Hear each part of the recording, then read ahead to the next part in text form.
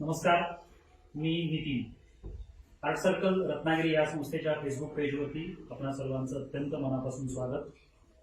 2 मे पासून आपण या पेजवरती बीज अंकुरे नावाची जी एक मालिका आपण सुरू केली होती, त्या मालिकेचा पहिल्या पर्वाचा आजचा हा शेवटचा भाग. पहिला भाग 2 मेला ज्या वेळेला प्रदर्शित झाला, त्या भागामध्ये भिडे परिवारातील शमिका, राधिका भिडे, रश्मी भिडे आणि श्रीकांत भिडे यांचा सहभाग होता.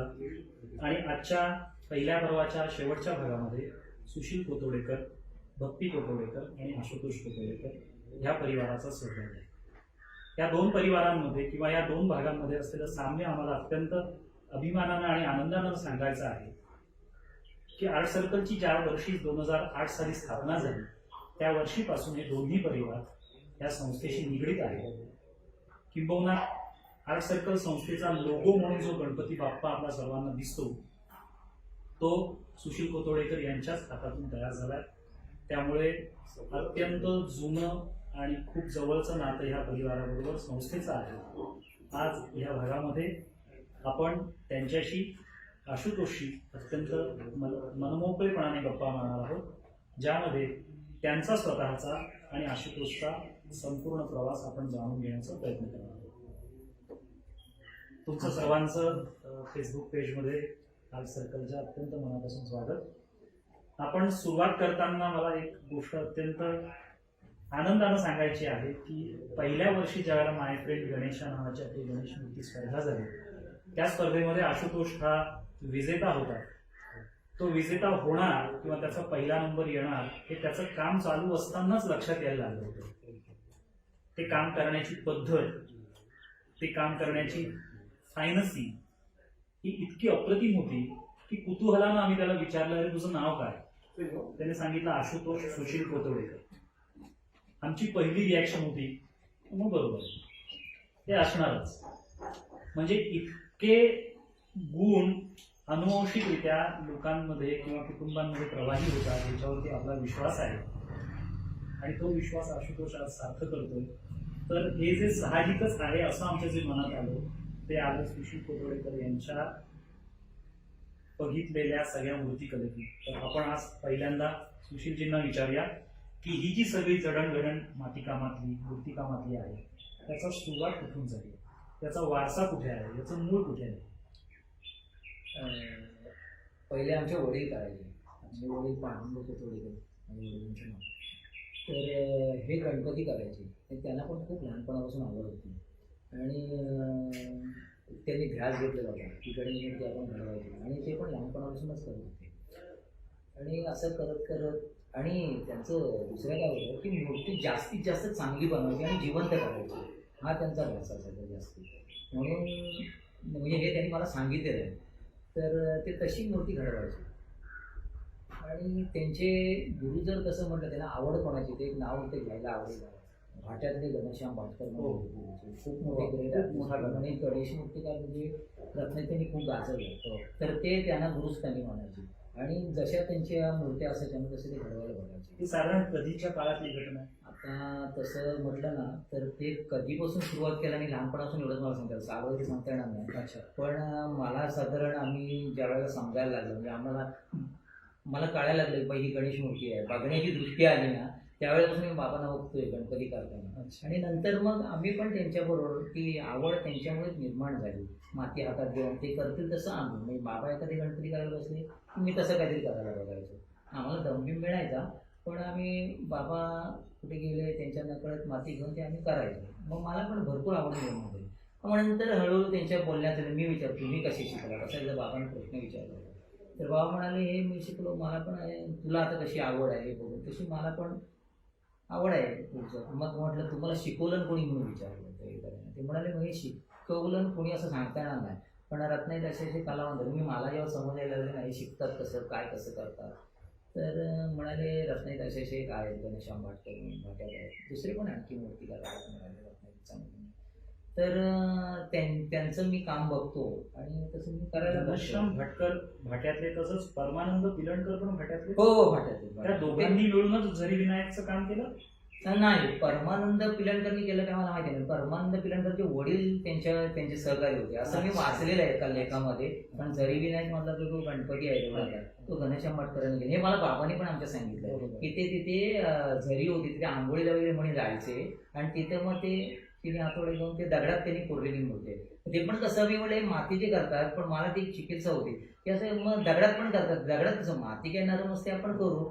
ते म्हणाले चिनी हातोडा घेऊन. मग त्यावेळेला मला सांगितलं की अशी शेख भाट्यात आहे. त्यावेळेला काय रस्ता बिस्ता आम्हाला आम्ही कधी गेलो नाही. आता अलीकडे हल्ली जाऊन बघितली ती मूर्ती, आता खूप सुधारणा झाली तिथे. तर तुमचा प्रवास हा तुमच्या वडिलांना हो. बघून झाला. त्यावेळेला असलेली रत्नागिरी, त्यावेळेला असलेल्या रत्नागिरीचं संपूर्ण एकंदरच कला जीवन मूर्तिकलेतलं हे सगळं गावभागामध्येच होतं. तर तुमचा त्यावेळेचा सगळा रहिवास किंवा तुमचं राहणं हे रत्नागिरीच्या कुठल्या भागामध्ये झालं? आम्ही रत्नागिरी बाजारपेठेत राहायचो, म्हणजे बैलबाग एरिया म्हणतात त्या एरियातच. तिथेच आम्ही गेलो, तिथेच लहानाची मोठी झालो. तर तिथेच बाबा गणपती करायचे आणि आजूबाजूला बाजारपेठ असल्यामुळे व्यापारी वगैरे होते तिथे. म्हणजे आमच्याकडे तिथे जवळच असल्यामुळे माझ्या वडिलांचं नाव पांडुरंग होतं. ते सगळे त्याला पांडू म्हणून हाक मारायचे. तर आले की काय पांडू काय केलंस, पांडुरंग काय केलंस, काय पांडुरंग म्हणायचे, पांडू म्हणायचे. असं हे असायचं. ते नेहमी येणं जायचं. आणि कलाकार ना गणपती करायचे आणि जरा काहीतरी वेगळं करणारे होते. आणि त्यावेळेस तो जमाना कसा होता माहिती आहे, कॅलेंडर म्हणून जे दुकानदार द्यायचे असे फ्री गिफ्ट म्हणून, तर ती चांगल्या चांगल्या आर्टिस्टची असायची. एस एम पंडित, रघुवीर मुळगावकर, दीनानाथ दादा, हे जे मोठमोठे आर्टिस्ट होते त्यांची कॅलेंडर छापायची. आणि ती पौराणिक असायची असते. म्हणजे राधाकृष्ण, दुष्यंत शकुंतला, गणपती म्हणा, अशा त्या पुराणातल्या ह्याच्यावर आधारित असायची चित्र. आणि कथाभाग असायचा त्याच्यामध्ये. चित्रपती समजायचं कुठलं आहे ते. सीता हरण दाखवते आणि रामाचं ते घनश्याम मारतो, ते कथा आहे ना त्या पुराणातली चोळी वगैरे, तसे ते म्हणजे लक्षात घ्यायचं. आम्ही पण बाबा नाही हे चित्र आहे रामाचं, पण हे काय, मग बाबा मला गोष्ट पण सांगायची ही अशी अशी गोष्ट आहे. म्हणजे ते संस्कार आमच्यावर झालेले आहेत. असं बरं, ती चित्र फेमस असल्यामुळे ती व्यवस्थित आणि चांगली प्रपोर्शन वगैरे, मग त्या चित्रांचा रेफरन्स घेऊन वडील मूर्ती काढायची. आणि रत्नागिरीत तो ट्रेंडच होता. पूर्वीच्या काळी हा एक ट्रेंड होता होय. की जे कॅलेंडर किंबहुना कॅलेंडर जपून ठेवलं जायचं आणि ते कॅलेंडर पुढच्या वर्षी मूर्तिकाराकडे द्यायचं आणि हे चित्र आम्हाला हवं, बरोबर, असं त्याला म्हटलं जायचं. होय, चित्र आम्हाला हवं. चित्र हवं. आणि ते खास करून कसं असायचं, आता राधाकृष्णाचं चित्र आणलं तर रत्नागिरीमध्ये काय होतं, मूर्तिकार अनेक होते, गणपती करणारे अनेक होते, पण ते परंपरेचं म्हणजे त्यांची परंपरा होती करायची असं म्हणा, किंवा नुसताच गणपती. पण बाहुली गणपती म्हणून असा फेमस एक शब्द होता त्यावेळेला. तर बाहुली गणपती म्हणजे काय, राधाकृष्ण, मग कृष्णाला सोंड लावायची. म्हणजे आता प्रत्येका दिवशी विटंबना वगैरे भक्तिभावन करायचे ते, पण कृष्णाच्या रूपातला गणपती, हातात मुरली गेली की गणपती करा, पण बाजूला बाहुली होती. मग काय म्हणायचं, राधाकृष्ण, मग हंडा वगैरे तिच्या जवळ पाण्याला जाते, असा तो विषय असायचा. त्यावेळेला घनश्याम भटकर पण एक मोठे चित्रकार होते, होळेकर म्हणजे तांबाखूचे व्यापारी होते, त्यांच्या इथे एक सीन करायचे. मी लहानपणापासून बघत आलेलं आहे. आणि एवढी विलक्षण जिवंतपणा असायचं चित्र, म्हणजे मानवी आकार एवढी ती चित्र असायची आणि छान. आणि ती सुद्धा गंमत अशी, ज्या वेळेला गणपती सगळे घरोघरी गेले की ते काम सुरू करायचे आणि 4-5 दिवसामध्ये करायचे. आणि गौरी विसर्जनाच्या आदल्या दिवशी भरपूर गर्दी असायची. आणि आमचे वडील काय करायचे, एक अपुरी खेडेकर म्हणून होते तांबडीत, आहेत ते अजून, पण तिथे एक गिरण होती, तर ते खूप हौशी आणि तिथे गणपती करायचे ना, तर ते वडील तिथे एक सीन करायचे आणि त्या दोघांमध्ये स्पर्धा असायची. म्हणजे लोकच असं म्हणायचे, म्हणजे हे आम्ही कानाने ऐकलेलं आहे, अच्छा आता यांचं भाटकरांचं झालं, आता यांचं पाठवूनचं बघायला जाऊया, असं बघायचे. मग मोठमोठे लोक असायचे. आपले दादा बंधू सुद्धा मग त्याच्यामध्ये आहेत, त्यांना विचारलं तरी ते पण सांगतील तुम्हाला. तर ती खूप मोठी स्पर्धा होती त्यावेळेला. मग तिकडचा सीन बघायचा हे केलं. मग काही वेळेला कसं व्हायचं, दोघांचंही चित्र सेम असायचं. मग हे चांगलं की ते चांगलं, अर्थात दोघंही चांगले श्रेष्ठ कलावंत होते आणि दोघांचं बघून खूप छान व्हायचं. आता ह्या सगळ्या बाजारपेठेतल्या तुमच्या जीवनामध्ये तुम्ही काम करत असताना त्यावेळेला जे गणपती तिथं होत होते असतील ते सीझनल होतात. आजही गणेश मूर्ती तयार करण्याचा उपक्रम हा साधारणतः मे मध्ये सुरू होतो आणि गणपतीपर्यंत चालतो. हा कोकणातला सगळा ट्रेंड आहे. पण त्याच्यानंतर सुशील कोतोडेकर यांनी वर्षभर गणपती करण्याचा जो उपक्रम सुरू केला, त्यामागची प्रेरणा काय, ते कशामुळे झालं, तुम्ही हा व्यवसाय म्हणून कसा स्वीकारला, की त्याच्या आधी तुम्ही काही नोकरी करत होता, ती नोकरी न करताच याच्यामध्ये उतरला, याबद्दल पण एक कुतूहल आहे. मी कॉलेजला होतो ना, आवड होती, सगळं होतं. वडील करायचे, पण वडील मला म्हणायचे तू हे नको करू. मग त्यांना आता काय त्याच्यात अनुभव जरा वेगळे आले असतील. आणि त्यावेळेचा तो काळ पण वेगळा होता. म्हणजे मला एक मध्येच आता तुम्हाला थोडंसं डिस्टर्ब करतो. तर तुम्ही जेव्हा अगदी लहानपणी सुरुवात केली त्यावेळेला असं होतं का की पहिल्यांदा मातीत हात घातला की नाग करायचा, कारण तो करायला सोपा आहे आणि आज अनायसे नागपंचमी आहे, तर हा आता रेफरन्स आठवला म्हणून सहज विचारतोय तुम्हाला. नाही, पहिल्यांदा मी तुम्हाला सांगतो नागोबाच करायला शिकलो. अगदी अगदी नेमका प्रश्न तुम्ही विचारला. तर हातात माती घेतली आणि ती नुसती 2 अंगठ्यांनी दाबायची आणि नागोबा करायचं. याच्यामध्ये दुसरा एक रेफरन्स सांगतो तुम्हाला काय झालं, म्हणजे ती कथा सांगावी लागेल मला. मी पहिलं कॉन्व्हेंट स्कूल होतो, नंतर काही कारणासाठी आम्हाला सोडावी लागली आणि नंतर आम्ही शाळा क्रमांक 2 तिथे आलो, मराठी शाळेत. आणि तिथे आल्यानंतर काय झालं, म्हणजे रस्त्यावर नागोबा विकायला असायचे, ते आम्ही बघायचो, पण करतात कसे, ठीक आहे. आणि दुसरा एक विषय असा होता, आम्ही कॉन्व्हेंटमध्ये असल्यामुळे मराठी तेवढंसं जमायचं नाही, म्हणून आमचे लाडगुरुजींचं पण मला नाव घ्यायला आवडेल होते, कारण त्यांना आम्ही शाळा शिकण्यामध्ये त्यांचा हात आहे त्याच्यामध्ये. त्याचं कारण तुम्हाला सांगतो की आम्ही कॉन्व्हेंटला असताना नंतर जे घरी बसलो तर त्याच्यामध्ये निव्वळ मराठी येत नसल्यामुळे बसलो, पण त्यांना कुठे असं समजलं की अशी मुलं आहेत, तर त्यांनी आमच्याकडे संपर्क साधला आणि तुमच्या मुलांना शाळेत पडला आणि शिकवतो, आणि त्यांनी खूप गैर काम केलं होते. आणि आम्ही 2 नंबर शाळेत तिथे बोलवलं, ॲडमिशन दिली आणि आम्ही गेलो. तर मराठी येताना मग त्यांनी काय केलं की तू पहिलीच्या वर्गात थोडे दिवस बस, दुसरीच्या, असं करून आम्हाला 2 वर्षात मला 4थीत आणलं. पण 4थीतून मी शाळा सोडली होती. 4थीत आणलं आणि 4थीत सुद्धा ना ते मला थोडं जमायचं नाही, पण ते आमच्या कांटारी बाई म्हणून होत्या, त्यांनी मला मराठी खूप चांगलं शिकवलं. आणि मग मराठी एकदा जमायला लागलं की वाचन बिचन ते करत असताना 4थीच्या मराठीच्या त्यावेळेच्या पुस्तकामध्ये माझ्या भाग्यरेषा म्हणून एक होता, धडा होता. तो कोणाचा होता, नानासाहेब करमरकर, हे शिल्पकार मोठे, बरोबर, सासवड्यामध्ये आशू जामणार नाही तिथून. तर तिथे तो धडा वाचत असताना मी ना परत वाचायचो धडा, कारण तो काय, तो माझ्याशी निगडीत होता. त्यांचा ते शिल्पकार ते कसे झाले ते त्यांनी त्याच्यात लिहिलेलं होतं. तर त्यांनी पण सुरुवातीला ना नागोबा केलेला. अच्छा, त्यांनी नागोबा ते वाचलेलं ना, म्हणून आम्ही पण मग ते नागोबाच करायचो. ते गणपती पण करायचो, म्हणजे वडील बसले का आम्हाला की तसा दुसरा गणपती करायला बघायचा, घडायचा नाही तसायचा, पण बघायची माती हातात घेऊन करायला बघायचं. तर त्या धड्यात एवढा पडला ना माझ्या डोक्यावर की असं वाटायचं की आपण पण शिल्पकार व्हावं, ह्यांच्यासाठी आपण स्टॅच्यू वगैरे बनवावे. मग ते कसे घडले तर ते माझ्या लक्षात, थोडक्यात सांगतो तुम्हाला. ते पण ह्या गणपतीचा कारखाना होता त्यांचा, त्यांचे काका गणपती करायचे आणि ते पण गणपती करता त्यांचे मित्र यायचे, सांगायचे तुला काय फक्त गणपती येतात, प्राणी येत नाही. मग ते प्राणी करू लागले, हळूहळू वॉक्सिंग वगैरे असं करायला लागले. आणि नंतर ते पेंटिंग पण करायचे बऱ्याच दिवसात चांगलं. तर गावात एक शंकराचं मंदिर होतं, तर माझं करण्यात आणि त्यावेळेला एक पूर्वी पद्धत होती, देवळाची चित्र काढून ठेवायची. तर ती चित्र काढायला ह्यांना बोलवलं होतं नानासाहेबांना. तर नानासाहेबांनी ती चित्र काढली, त्याच्यामध्ये एक शिवाजी महाराजांचं चित्र त्यांनी काढलं होतं आणि ते बघायला देवळामध्ये एक इंग्रज आलेले होते. तर त्या इंग्रजांनी हे चित्र कुणी काढलं असं त्यांनी विचारलं, त्यांना ते भावलं असेल चित्र. आणि ते म्हणाले असं काही छोटा बघितला मुलगा एकदम छोटा. मग त्यांनी म्हणाले की तू माझं एक काम करशील काय, तर ते म्हणाले करेन काय, तर त्याने एक फोटो दिला आणि असं मला एक पुतळा बनवून दे. तर ते म्हणाले चालेल, आणि त्यांनी तो बनवून दिला. तो बघितल्यावर ते खुश झाले, कोणते इंग्रज साहेब आले होते ते खुश झाले अतिशय.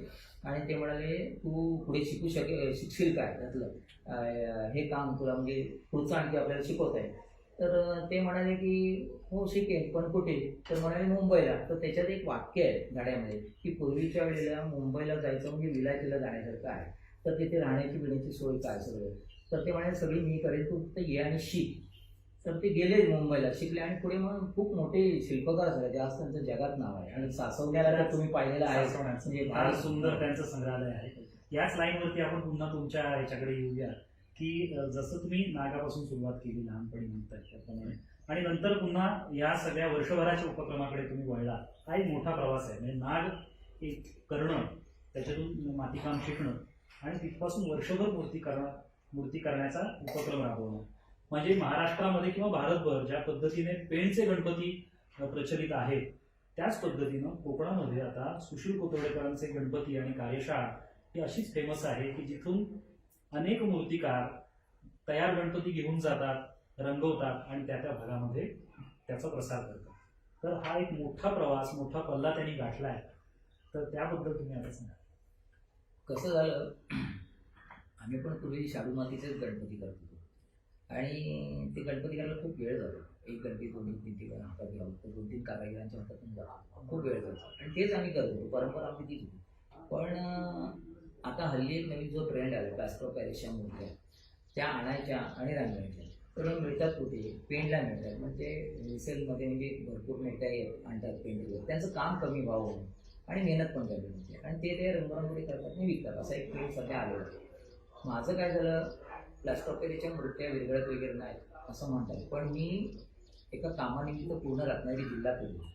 तर जिथे गणपती तिथे आम्ही लगेच दिसले की आम्ही धावलो होतो की बा हे कोणी गेले, काय केले, मग तो कारागीर कोणी ते जरा जाणून घ्यायचं. मग एक चांगलं दिसलं की मग त्याला भेटायचंच आपण. असे भरपूर मला भेटले लोक रत्नागिरी जिल्ह्यामध्ये. तर ते मग मी त्यांना हे केलं, हिशोब केला की आपण ते किती गणेश मूर्ती होतात. तर साधारण माझा तो हिशोब मला लाखभराच्या आसपास गेला आणि पेणून पण अनेक मूर्त्या येतात तिथे आणि काही कोल्हापुरातून पण आणतात. तर मी विचार केला एवढ्या मूर्त्या जर प्रचंड इथे येत असतील तर आपण काय करू नये ते गावातल्या गावात. म्हणून मी तो विचार केला आणि आपण म्हटलं करूया. तर पहिल्यांदा मी पण प्लास्टर ऑफ पॅरिसच्याच मूर्त्या केल्या. पण प्लास्टर ऑफ पॅरिसच्या मूर्त्या केल्या आणि मी ते खाली स्टॉल पण लावला होता विकण्यासाठी. तो पण स्टॉल लावल्याने मग हे पण एक त्याची गंमत, पूर्वी ते तसा ट्रेंड नव्हता. बरोबर पाठ देऊन गणपती करायचे, आपलं संपेल की न संपेल. पण खाली विठोबाच्या देवळात येते कला सुंदर कला वस्तू भांडार म्हणून आहे देशपांडेंचं, त्यांच्या इथे एकदा मूर्त्या बघितल्या. तर म्हटलं कुठून आणता हो सर? तर मला म्हणाले आम्ही पेणवरून आणतो. बरं. तर मी मग नंतर त्यांच्याशी परत संपर्क साधला आणि म्हटलं आमच्याकडनं घ्या मूर्त्या, तुम्हाला एवढ्या लांब जायला म्हणे नाही म्हणजे काय माझे पर्टिक्युलर ओळखायचे म्हणजे पांढरून तर म्हणाले तुमचं काम पण घाईचं असतं, तुम्हाला एवढं जमेल मी जमवेल नक्की. तर मला ते म्हणाले की नाही आमची ऑर्डर ऑलरेडी गेलेली आहे, यावर्षी नाही जमणार पण पुढच्या वर्षी आपण बघू. म्हटलं ठीक आहे. पण मला धीर नव्हता. मी काय केलं, मूर्त्या केल्या. पहिल्या सुरुवात प्लास्टर ऑफ पॅरिसच्या मूर्त्या केल्या. परत आता ह्या ठेवायच्या कुठे विक्रीला प्रश्न पडला. पण तेवढं माझ्याकडे हे नव्हतं.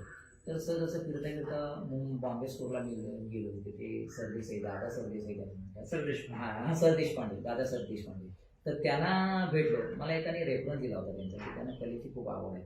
ते मला म्हणाले हो माझं एक दुकान आहे रिकामी, तू इथे आणून ठेव गणपती, मला पण आवड आहे याची कलेची. त्यांनी पण काही दाखवलं मला असं आणि थोडं डायरेक्शन पण खूप छान छान चांगलं मार्गदर्शन पण केलं. आणि त्यांचं ते दुकान होतं तिथे सुकदामच्या बाजूला, नारायण जनरल स्टोर. तिथं मग मी मूर्त्या ठेवल्या. मी केलेल्या सगळ्या मूर्त्या तिथे ठेवल्या आणि मूर्त्या 500 मूर्त्या केल्या होत्या सुरुवातीला. आणि असं प्रथमच म्हणजे मोठं प्रदर्शन लागलं होतं आणि बोर्ड बिर्ड छानपैकी लिहिला होता आणि माझं थोडंसं नाव पण बऱ्यापैकी होत गेलं होतं त्यावेळेला. सुशीलच्या मूर्त्या लोक बघायला यायचे आणि आवडून घ्यायचे. मूर्त्या अगदी 2 इंचापासून ते 2 फुटापर्यंत केल्या होत्या. पण बघितलं तर लोक छोट्या मूर्त्या जास्ती घेत होत्या.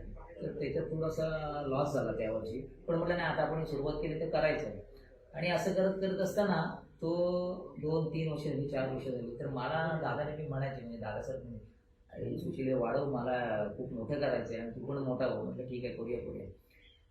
असं करताना मी म्हटलं त्या प्लास्टर ऑफ पॅरिसच्या मूर्त्या जरा संपतात कमी आहे मातीचे. पण शाडू माती ना खूप तशी ती सुकल्यानंतर टाकला होती. म्हटलं काय डेंजर काम आहे, पण करायचं काय ह्याच्यामध्ये मी एक दुसरं एक काम घेतलं होतं, एक मॉडेल करायचं. आणि त्याच्यामध्ये मला असं पडलं की प्लास्टर ऑफ पॅरिस आणि सिमेंट हे आपलं सिमेंट नाही, प्लास्टर ऑफ पॅरिस आणि माती हे एकत्र होऊन बऱ्यापैकी हे होत आहे,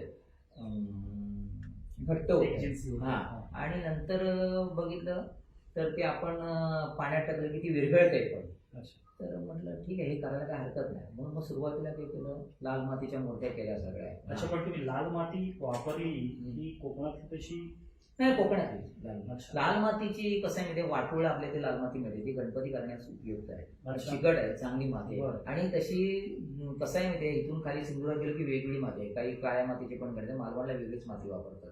शाडू मातीचं काय माहिती आहे, शाडू माती एकदम गुळगुळीत, मॉडेल वगैरे करायला खूप सुंदर माती आहे, फिनिशिंग चांगलं येतं. तशीच ही वाटोळची लाल माती आहे ना, त्याला सुद्धा फिनिशिंग खूप चांगलं आहे. आम्ही सुरुवातीला तीच वापरली किंवा नंतर विचार केला एवढ्या लांब जायला नको म्हणून आपण इथलीच जवळची वापरूया. इथली पण आम्ही जवळची वापरून बघितली, पण ते मेहनत खूप आहे. पावसात भिजवायला ठेवायला लागते, जरा चेचायला वेळ लागते, असं सगळं चालू. आता तुम्ही सध्या वाटूच्याच नाही आता नाही. तुमची स्वतःची स्वतःची. आता मी या वर्षी ती आणली, ती निवेंडीतून माझे एक रिलेटिव्ह आहेत, त्यांनी मला दिली पाठवून, मग ती माती वापरली. आता ह्या सगळ्या प्रवासामध्ये कारण बऱ्याच वेळेला असं होतं की मूर्तिकाम करणारी माणसं वेगळी असतात, रंगकाम करणारी माणसं वेगळी असतात. तुमच्या या सगळ्या प्रवासामध्ये वहिनींचं ज्या वेळेला आगमन झालं त्यावेळेला तुम्ही कधी ब्रश हातात घेऊन त्यांना मदत केली केली आहे?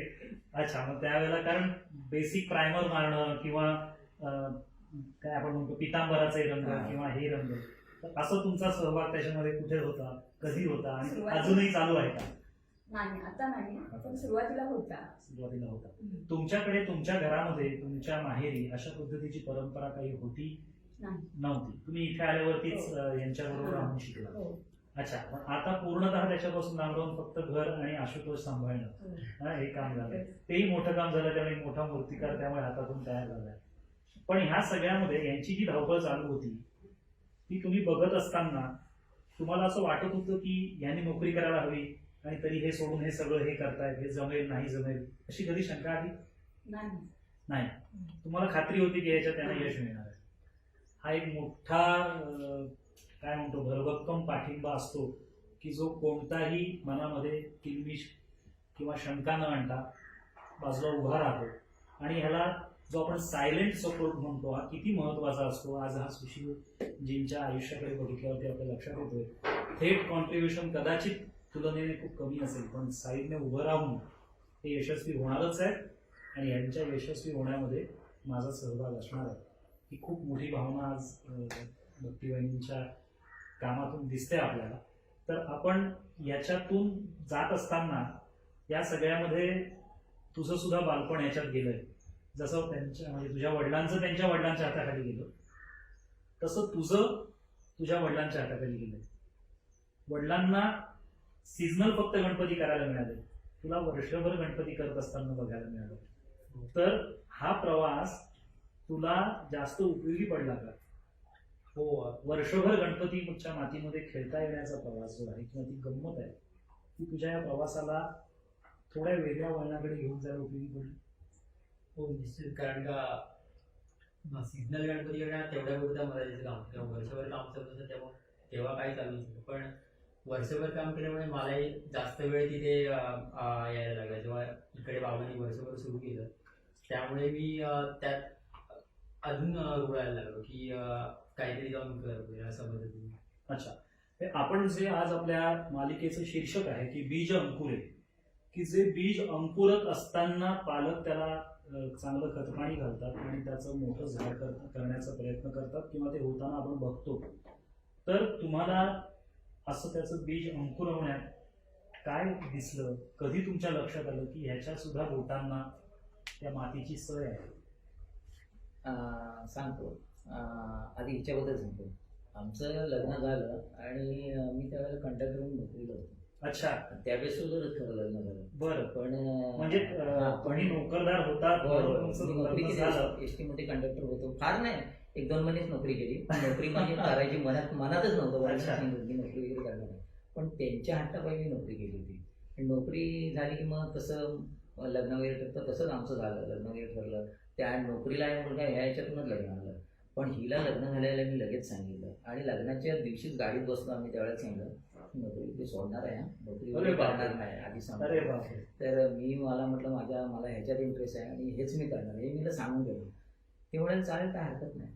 आणि एकदा सासरे आले आमचे, तर ते पण मला म्हणाले तुम्ही आता काय तुम्ही कामावर. मग त्यावेळेस पद्धत होती एस टी. 2 महिने काम केलं, नंतर आम्हाला मस्टरवर ठेवलं गेलं होतं. मी कायम झालो होतो एस टीमध्ये, म्हणजे आमची मेडिकल वगैरे होऊन आम्ही कायम झालो होतो.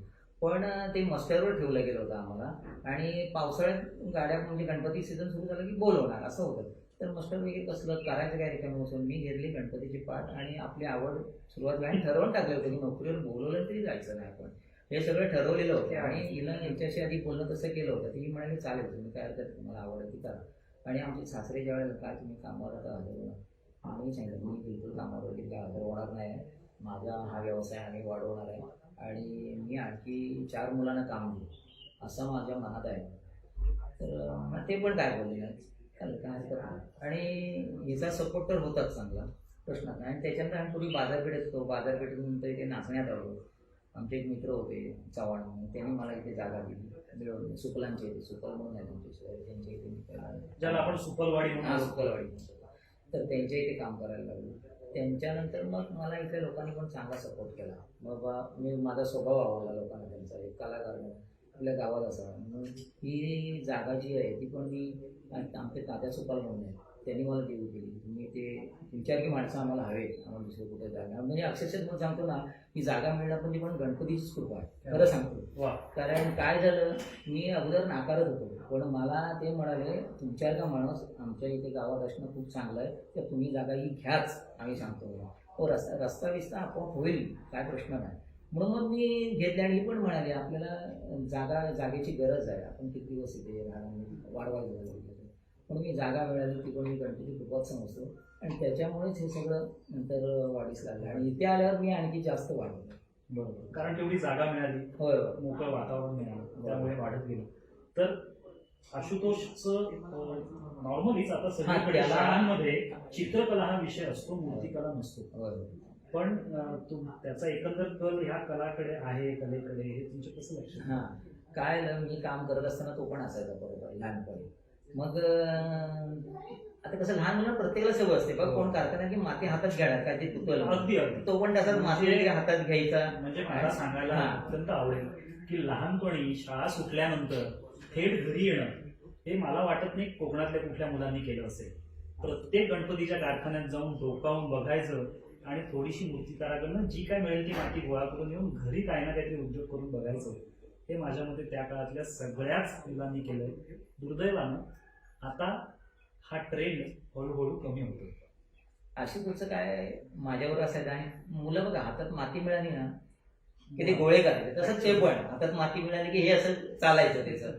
पण नंतर मी काम करत असताना पुढे सर मग हे काहीतरी बाबा काहीतरी वेगळं करतायत असं जाणवलं असेल त्याला कदाचित. मग तो पण काहीतरी असं मग काहीतरी करायचा, चप्पी करायची, मग काही माती घ्यायची, मी लहान मुलांचंही असं तसं अगदी लहानपणापासून तो माझ्याबरोबर अगदी म्हणजे कशाला मी मांडीवर घेऊन सुद्धा त्याला काम केलेलं आहे. हा, म्हणजे मांडीवर मी गणपतीचं काम करताना हा माझ्या मांडीवर असायचा काय. मग ह्याचा पण ते मध्ये लहान मुलांचं हे घ्यायचं, माती हातात हे करायचं, असं सगळं चालू असायचं, तोंडात घालायची, ते पण सगळं झालेलं आहे. आणि नंतर मग ज्या वेळेला कळायला लागलं तर आपण पण गणपती घडवूया. मग पहिलं त्याने खूप छोटा, तो मला वाटतं फोटो असेल आता मला लगेच दाखवता येणार नाही, पण मी त्यावेळेचं ते मेमरीमध्ये ठेवून दिलंय ते.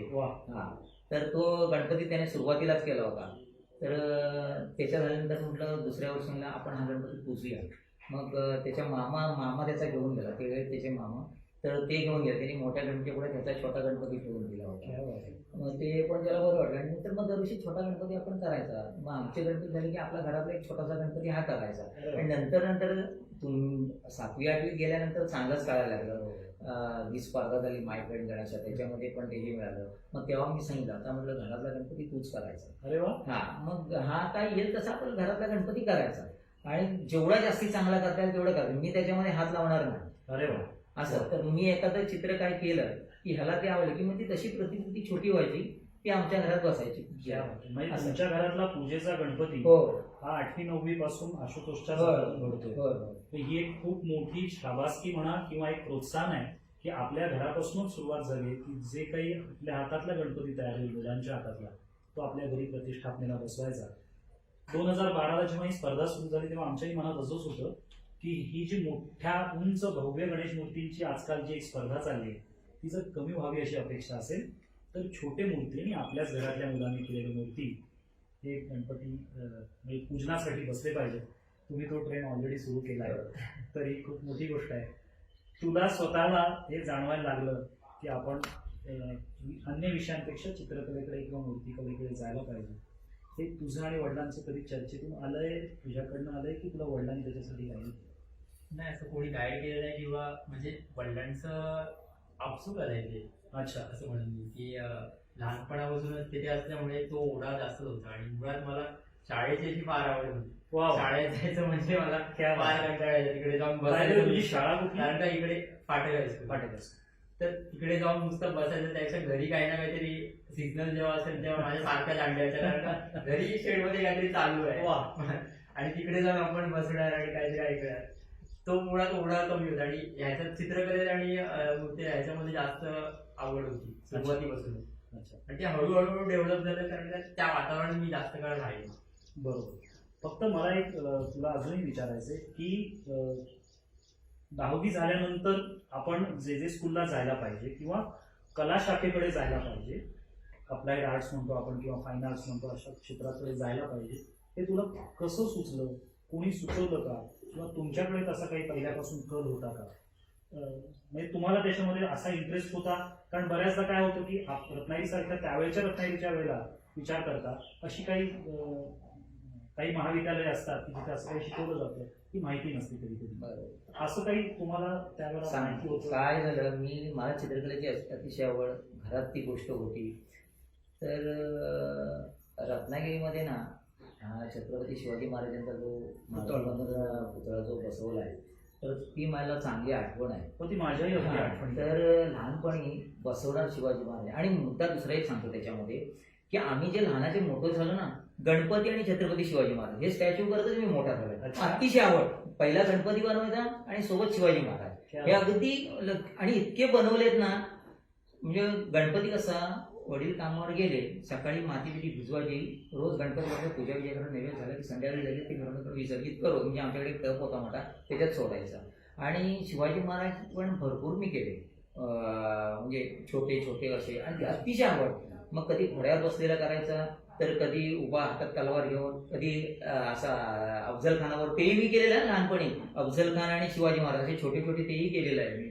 आणि ती प्रचंड आवड. आणि त्यावेळेस 4थीच्या पुस्तकावर ना एक शिवाजी महाराजांचं घोड्यावर बसलेलं चित्र होतं आणि पाठीमावळे, ते पण एकदा केलं होतं. पण हे काय मला माहिती नव्हतं मी मूर्तिकार होईल किंवा माझा मुलगा जे स्कूलला पडला त्याला, असं मला काहीच कल्पना नाही. त्यामुळे ते कसं ठेवलेलं नाही, करायचं. आणि नंतर आणि मित्र माझे यायचे त्यावेळेला, हे सुशील हे मला दे चल, मग तो उचलून घरी घेऊन जायचं. ते कुणी नेलं कुठं नेलं हे काय माहितीच नसायचं असं.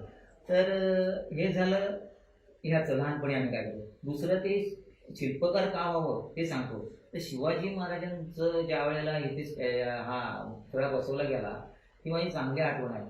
तर बाबांना विचारला हा पुतळा म्हटलं कसला असतो, तर ब्रांजचा असतो. बरं, ब्रांजचा काय म्हणजे धातूचा असतो. म्हटलं बनवतात कसा, तर बाबा म्हणाले ते मुंबईला असते, म्हणाले फॉन्ट्री वगैरे असते, त्याच्यामध्ये ते धातू बितू होतात साच्या करणं. म्हणजे तुम्हाला येतं? बाबा म्हणाले मला काय त्यातलं येत नाही, मी फक्त गणेश मूर्ती माती म्हणून एवढं फार फार तर प्लास्टर ऑफ पॅरिसची करू शकतो, याच्या पलीकडे नाही करू शकत. बरं म्हटलं ते शिकावं लागतं म्हणाले. मग ते कुठे, ते मुंबईला असं एक जे स्कूल ऑफ आर्ट म्हणून आहे, तिथे शिकायचं. त्या काळामध्ये तुमच्या वडिलांना हे माहिती होतं? आणि त्याच्या आधी जे स्कूल ऑफ आर्टचं मला माझ्या भाग्यरेषाने जो सांगितलं त्याच्यामध्ये ते आलेलं होतं. मग ते मला कळलं की नानासाहेब कर्मकर जे स्कूल ऑफ आर्टला जाऊन शिकलेले आहेत. ठीक आहे. मग ते कुठे वगैरे बाबा ते मुंबईला आहे, आपण तिथे नाही जाऊ शकत, एवढं पोचू शकत, खूप मोठं आहे मुंबई म्हणजे. ठीक आहे, बघूया. मग ते शिवाजी महाराजांचा ज्या वेळेला तो पुतळा बसवला गेला त्यावेळेला त्यांनी रत्नभूमी नावाचा पेपर त्यावेळेला होता फेमस. ते नगर वाचनालय, माहिती तुम्हाला सांगतो, मला वाटतं मी 6वी 7वीला होतो त्यावेळेला. ते नगर वाचनालयात मी जाऊन वाचलं. मग ते त्याच्यामध्ये वर्णन होतं कसा बनत, थोडक्यात होतं ते, ज्या शिल्पकाराने ते शिरगावकर नावाचे शिल्पकार आहेत, तर त्यांनी ते कसं बनत ते थोडक्यात माहिती होती. मग ते क्ले मॉडेल, मग नंतर ते मेणाचं करावं लागतं, साच्या बांधायला कॉन्ट्रीटमध्ये, असं सगळं ते होतं वर्णन. ठीक आहे, तो पेपर आता सोडून दिला कार्यक्रमाला काय. आणि खालून मी चालत आलो वरती, आणि तो कार्यक्रम मी स्वतः पाहिला. हा, अगदी अगदी. इंदिरा गांधी आल्या नाही, यशवंतराव चव्हाण होते त्यावेळेला उद्घाटनाला.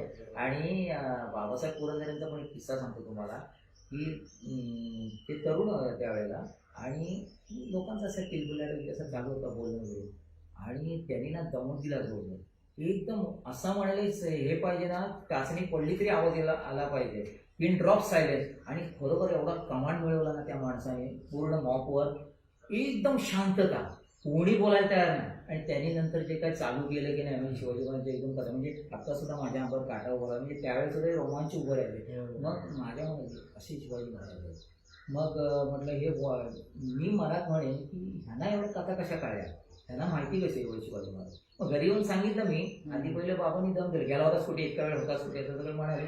तर मी सांगितलं असं गेलो होतो तिथे, मी असं हे ऐकलं, सगळं सांगितलं. ठीक आहे, मी आपला हळूच प्रश्न विचारला, पण म्हटलं हे शिवाजी महाराजांचं हे मिळणार कुठे आपल्याला ऐकायला? चौथीच्या पुस्तकात वाचलेलं होतं, पण ते एवढ्या कथा ऐकलेल्या नव्हत्या सगळ्या. चौथीचं पुस्तक खरोखर छान आहे, ते म्हणजे बरंचसं शिवाजी महाराजांचं राज्याभिषेकापर्यंत आहे त्याच्यामध्ये. तसं ते बारीक सारीक कथा ते म्हणाले शिवचरित्र म्हणून आहे, तर त्याच्यामध्ये आपल्याला ते वाचायला मिळालं. आम्हाला कुठलं पुस्तक मी म्हणजे कळलं ते बघायला पण मिळालेलं नव्हतं. पण नंतर मोठेपणी मी ते आणलं, वाचलं पण, अजून पण आहे माझ्याकडे ते. तर ती प्रेरणा तिथून मिळाली जास्त. आपण शिल्पकार व्हावं म्हणून. मग आपला पण एक शिल्प कधीतरी रत्नात लागलं पाहिजे ही एक इच्छा होती, पण ते नाही करू शकलं. आशूला पण ज्या वेळेला स्कूलला पडला गेला तेव्हा मी सांगितलं की त्याची आवड जरा ह्याला होती, फाईन आर्ट वगैरे असं करायचं होतं जास्ती. तर म्हटलं नाही, तो आपला हे आहे, आपण मातीचा वगैरे करतो, तर तू स्कल्पचर होतो. आणि स्कल्पचर दिसालाच की म्हटलं कुठे कधीतरी आपलं एखादा लागला पाहिजे स्टॅच्यू, असं मी त्याला सांगितलेलं आहे. बघूया घडतं की काय ते. क्या बात. म्हणजे एक छोटी घटना ही आपल्या दृष्टीने छोटी असते, की रत्नागिरीमध्ये एक पुतळा बसला, तो शिवरायांचा होता, ही अभिमानाची गोष्ट आहे. पण ती घटना 25, 30, 40 वर्षांपूर्वी, माझ्या मते 1980 सालाच्या आसपास असेल, होय, त्याच्याही थोडंसं आधी असेल. 80-82 दरम्यान असेल. तर 40 वर्षापूर्वी घडलेल्या घटनेमुळे एका त्यावेळेच्या लहान मुलाचं मन बदलतं किंवा त्याला प्रोत्साहन मिळतं आणि त्याचा एका कलाकारामध्ये रूपांतर होतं. म्हणजे एक कलेशी निगडीत घडलेली घटना अनेक कलांना किंवा अनेक कलाकारांना प्रोत्साहन देते. ह्याचा विचार करता रत्नागिरीमध्ये ह्याच्या पुढे सतत अशा पद्धतीच्या कलेशी निगडीत घटना घडल्या पाहिजे, या बाबतीत सगळ्याच पालकांचा आग्रह असायला हवा. अगदी नक्कीच. अगदी अगदी. तर म्हणजे तिथून तुमची जी सुरुवात आहे त्याच्यामधून तुम्ही 10वी नंतर तू थेट जेजेला गेलास? नाही, 10वी नंतर मी 12वी पर्यंत डॉक्टर जोगळेकर मध्ये शिकलो. अच्छा, तिथे जायचं खरं 12वी नंतरच परवानगी? हो, डिग्रीसाठी जो कोर्स आहे जेजेमध्ये तो 12वी नंतर जाईल. बरोबर. तर मला मी एवढी माहिती तेव्हा तोपर्यंत नेट वगैरे आलं माझ्याकडे 8वी नंतर. तेव्हा मी रिसर्च केलं की जेजेमध्ये ऍडमिशन घेतलं तर सुरुवातीला काय करावं लागतं. तर 12वी कंपल्सरी लागते आणि दुसरी सीटी एक्झाम. तर 12वी दिली आणि मग त्याच्यानंतर बाबांचं असं म्हणणं होतं की मी हे नाही करतं, काहीतरी इंजिनियर डॉक्टर वगैरे किंवा संशोधक वगैरे असं काहीतरी माझी सांगतो फरक आहे रे. माझी स्वतःची इच्छा होती की आपण स्कल्पचर इथं जे स्कूलला वाटावं, ती पूर्ण होऊ शकली नाही. पण पुढे मलाही असं वाटत होतं की ह्याने पूर्ण करावं. तर तो एक मध्ये सांगतो तुम्हाला, ते मी नंतर का म्हणत होतो तसं की मुंबईला पाठवायचं म्हणजे आपली राहायची व्यवस्था वगैरे होईल की नाही, किंवा कुठे, कारण माझे स्वतःचे नातेवाईक नाही होते. पण तरी पण म्हटलं होत की नाही होईल. मग एवढा सगळा विचार करता ह्यांचे म्हणजे आमच्या सासरची म्हणूया, माझ्या सासरचे नातेवाईक भरपूर आहेत. ती हिची मोठी बहीण आहे दादरला. अच्छा. तिने खूप मोठं सहकार्य केलं आम्हाला. तर ही म्हणाली की म्हणजे तो आज जो जे स्कूलवर स्कल्पचर झाला आहे तो हिच्यामुळेच म्हणायला पाहिजे जास्ती. म्हणजे माझी इच्छा होती, पण मी नको का म्हणत होतो की हे जर आपल्याला जर नाही जमलं तर ते अर्धवट सुटायला नको. आणि ह्याचा कल बघितला ना, हा एखाद्या गोष्टीचं विश्लेषण वगैरे करायला लागला ना, तर माझ्यावर छानपैकी एखादी गोष्ट समजून सांगणं, विश्लेषण करणं खूप चांगलं करतं. एखाद्या डिस्कवरीवर काय बघितलं तुम्ही हे काय रे, की हा लगेच सांगायचा. तर मला असं वाटायला लागलं की तू सायन्स साईडला जा, आणि याला सायन्स साईडला मुद्दाम टाकायला लागेल. आणि मग ठीक आहे, हे आता आम्ही केलं. आणि तू जरा कुठेतरी संशोधक वगैरे, सायंटिस्ट वगैरे अशी माझी ती इच्छा वाटली होती की तू हे कर.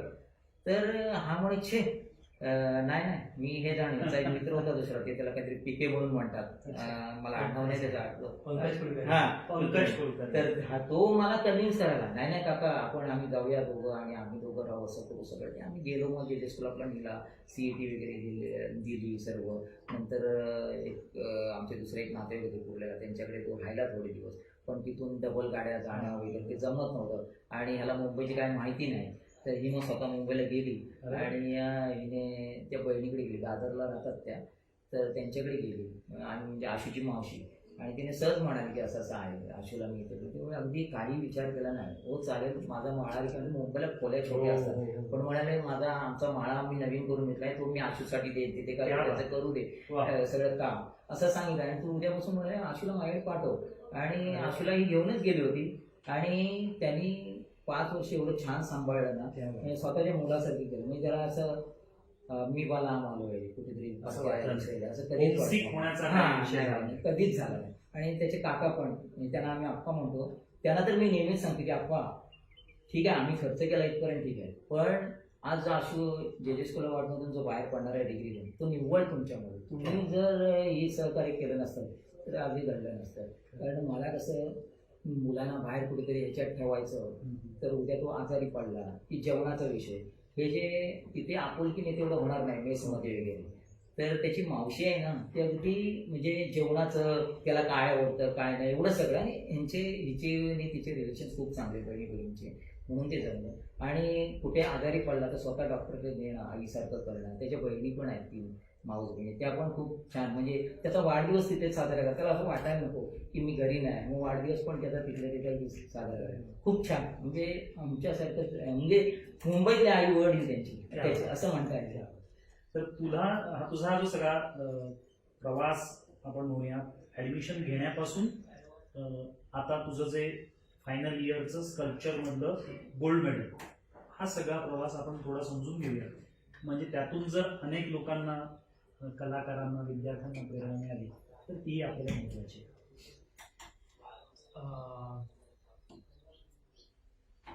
12वी नंतर तू सीईटी देऊन ऍडमिशन घेतलीस, तर त्यावेळेला जे जे मधलं पहिलं वर्ष हे सगळ्यांसाठी कॉमन असतं. हो, पहिल्या वर्षी सर्व कॉमन सगळं कॉमन असतं. त्यामध्ये कुठले विषय असतात किंवा काय असं आपण सांगू शकतो? त्याच्यामध्ये ऑब्जेक्ट ड्रॉइंग आणि विषय असतो. म्हणजे त्याच्यामध्ये कुठलंही एखादं मॅनमेड ऑब्जेक्ट असेल किंवा निसर्गाचा फळ वगैरे असे ऑब्जेक्ट, निसर्गात आंबे असेल किंवा निसर्गातले फळ वगैरे असे 2 सब्जेक्ट असतात. त्याचं ड्रॉइंग आणि रेंडरिंग करावं लागतं, कलरमध्ये आणि पेन्सिलमध्ये. तो एक सब्जेक्ट असतो. त्यानंतर डिझाईन नावाचा सब्जेक्ट असतो. त्याच्यामध्ये ओबीसीचे आकार घेऊन किंवा अनोळखी आकार, त्रिकोण चौकोन असे घेऊन त्यांची अरेंजमेंट करायची असते, जी दिसायला चांगली दिसते. आणि त्याचे रंगवायचं असतं, म्हणजे एखाद्या रंगसंगतीमध्ये त्याच्यानंतर हिस्ट्री ऑफ आर्ट असतं, त्याच्यानंतर ॲस्थेटिक्स असे काही विषय असतात. आणि हे विषय सगळ्यांना कॉमन असतात. हो, आणि पहिल्यानंतर जे स्पेशलायझेशन सुरू होतं ते दुसऱ्या वर्षानंतर सुरू होतं. हो, ते पुढची 3 वर्ष चालतं. हो, ती पुढची स्पेशलायझेशन ते सेकंड इयर पासून सुरू होतं, ते पुढची 3 वर्षापर्यंत लागतं. तर त्याच्यामध्ये मग काही लोक पेंटिंगला जातात, काही स्कल्पचरला जातात. म्हणजे जसं ॲडमिशन झालं असेल त्यानुसार ते ॲडमिशन सीईटीच्या बेसिसवर होतं. म्हणजे आणि मुलं स्वतः ठरवतात की कुठल्या यायला जायचं. ते सगळं पहिल्या वर्षानंतर ठरतं की ऍडमिशनच्याच वेळेला ठरलेलं असतं? ऍडमिशनच्या वेळेलाच ठरलेलं असतं की कुठल्या डिपार्टमेंटला जायचं. म्हणजे जसं इंजिनिअरिंग मध्ये पहिलं वर्ष जरी कॉमन असलं तरी ऍडमिशन ही सिव्हिलला, मेकॅनिकलला, इलेक्ट्रिकलला अशी ज्या पद्धतीने वेगवेगळ्या ट्रेड्सला होते, भले अभ्यासक्रम सारखा असता तरी, तसं तुझी जी ऍडमिशन होती ती स्कल्पचरसाठीच झाली होती. तसाच तुझा वर्ग होता की सगळे विद्यार्थी एकाच वर्गामध्ये? सुरुवातीला मी घेतानाच ऍडमिशन स्कल्पचर मध्ये घेतलं. अच्छा अच्छा. कारण का मला तिथेच जायचं. पेंटिंग घेणार असेल तर तो त्याच ठिकाणी घेईल. पण सुरुवातीला जो कॉमन फाउंडेशन नावाचा कोर्स फर्स्ट इयर ज्याला म्हणतो आपण, बरोबर, तो सगळ्यांसाठी सारखा असतो. तिथे जे कॉमन सब्जेक्ट असतात, जे बेसिक नॉलेज असतं ते दिलं जातं. आणि त्याच्यानंतर मग सेकंड इयर पासून डिग्री प्रोग्रामसाठी वेगवेगळ्या ठिकाणी जातात. पहिलं वर्ष होताना तुला असं वाटलं कधी की आपण स्कल्पचर सोडूया आणि पेंटिंगकडे किंवा फायनल किंवा अन्य कुठल्या प्रकारांकडे जाऊया? नाही, कारण का पहिल्या वर्षी माझा कल दोन्हीकडे होता, चित्र आणि शिल्प. असं काही नव्हतं की मी चित्रच काढेल किंवा पेंटिंग काढेल. आणि जेव्हा फर्स्ट इयर झालं त्याच्याबरोबर मी फाउंडेशन बोललो, तर तोपर्यंत एवढी समज आली होती की ही कलाच आहे आणि माध्यम वेगवेगळी आहे. शिल्प एक वेगळं माध्यम व्यक्त होण्याचं आहे, चित्र एक माध्यम आहे, संगीत जसं माध्यम आहे, ही माध्यम वेगवेगळी आहे. पण आपण दोन्ही करू शकतो. पण मला शिल्प जास्त शिकायचं होतं, कारण का ते चित्र काढणं इतर अवेलेबिलिटी जास्त आहे. चित्र काढण्याचे सोर्सेस पुस्तकं असेल, पण शिल्प घडवणारा शिकवणारा कोण नव्हता. अच्छा. ते तांत्रिकदृष्ट्या कसं करतात, जरी मला माहिती असलं की माती कशी लावायची, तरी पण ती काय करतात नेमकं, तिथे कशा पद्धतीचं काम चालतं आणि एवढे मोठमोठे पुतळे वगैरे कसे बनवतात किंवा त्यांचं एकूणच हे कसं असतं. मग याच्यासाठी जी त्रिमितीय रचना आपण म्हणतो, म्हणजे 3 डायमेन्शनल इफेक्ट किंवा त्याचा जो एक बेस असतो, तर ही त्रिमितीय रचनेची जाणीव शिल्पकाराला जास्त असावी लागते चित्रकाराच्या तुलनेत, की ती चित्रकाराकडे पण तितकीच असते? कारण चित्र हे नॉर्मली फक्त आपल्याला 1 किंवा 2 डायरेक्शन दिसतं, हे कसं तिन्ही 4 साईडने आपण बघू शकतो. तर ही नजर तयार होताना किंवा त्याची कल हा वेगवेगळा असतो. हो, पण असं म्हणता येणार नाही की चित्रकला कमी असते आणि शिल्पकला जास्ती असते. ओके. जेवढा तो उत्तम एखादा ड्रॉइंग करणारा जर उत्तम असेल तर त्यालाही 3 डायमेन्शनचा तेवढाच अंदाज असतो जेवढा शिल्पकलेला असतो. बरोबर. फक्त तो काम असायला असावा. एवढंच आहे की तो 2 डायमेन्शन वर काम करतो आणि हा 3 डायमेन्शन वर काम करतो. कारण का त्याला ते व्यक्त व्हायला सोपं जातं किंवा कधीच जास्त आवडते आणि एखाद्याला माती आणि हेच आवडते. म्हणजे कल कुठे आहे हेच फक्त महत्वाचं आहे. हो. त्रिमितीय किंवा द्विमितीय रचना हा त्यातला मोठा भाग नाही. मोठा भाग. कल हाच त्यातला सगळ्यात जास्त महत्वाचा भाग आहे. म्हणजेच थोडस मागे येतो आणि आईला विचारतो की मुलगा 4 वर्षासाठी आता घरातून बाहेर पडला तर तो होमसिक नाही झाला, पण तुम्हाला काही तसा काही त्रास झाला का? अरे मुलगा नाही आहे ते. हा? खूप त्रास झाला. खूप त्रास झाला ऍडजस्ट करायला. हम्म. पण तरी त्यातल्या त्यात एक सुख होतं की बहिणीकडेच आहे. हो. पण म्हणजे तरी तिथे मुलगा असं इथे नसल्याचं. काळजी नव्हती तशी, म्हणजे सगळं बघत होती माझ्यानंतर. हा. आपण मुलगा जवळ नसल्यामुळे थोडं खूप म्हणजे खूपच वाईट, अजून सुद्धा मला असं वाटतं की हा जवळ आहे, म्हणजे लहानपणापासून खूप जवळ आहे तो. हा, हा, हा. पण आता त्याचं शिक्षण संपत आहे, हो. पण त्याच्या करिअरला रत्नागिरीत स्कोप नाही. आज म्हणजे तो स्कोप तयार करू शकतो, त्याचा स्टुडिओ इथे होऊ शकतो, पण त्याला काम जगभर कदाचित करावं लागेल. तर त्यावेळेला तुम्हाला तर आनंद वाटेल, पण आता सुद्धा बोलताना तुम्हाला त्यातलं एक दुःख असं जाणवतंय की तुमचा मुलगा, अर्थात हे प्रत्येक आईला असतं, आपलं मूल आपल्या जवळ असणं किंवा नसणं ती शेवटी काय म्हणतो आपण त्याला काळजावर दगड ठेवून आपल्या मुलाला त्याच्या भविष्यासाठी बाहेर पाठवत असते. पण घालीचं लक्ष जसं पिल्लाकडे असतं तसं मुलाचं लक्ष मुलाकडे नेहमीच आईचं लक्ष असतं आणि ते लक्ष मुलासमोर एक मोठं लक्ष ठेवतं की त्या लक्ष्याला आपल्याला भेदायचं, तिथपर्यंत पोचायचं. तर आईवडिलांचा हा सहभाग, हा सपोर्ट इतका महत्त्वाचा असतो की त्याच्यातून मुलाचं संपूर्ण आयुष्य बदलू शकतं. तर हे असं बदललेलं आयुष्य आज तुला मिळालंय, तर ते बदललेलं आयुष्य तू तुझ्या नजरेने जेव्हा बघतोस, ज्यावेळेला तू मूर्तिकाम करत होतास, घरामध्ये गणपती करत होतास, आणि तेच हात ज्या वेळेला तुझ्या शेवटच्या प्रोजेक्टचं काम करत होतो, तुला त्यातला फरक काही जाणवला?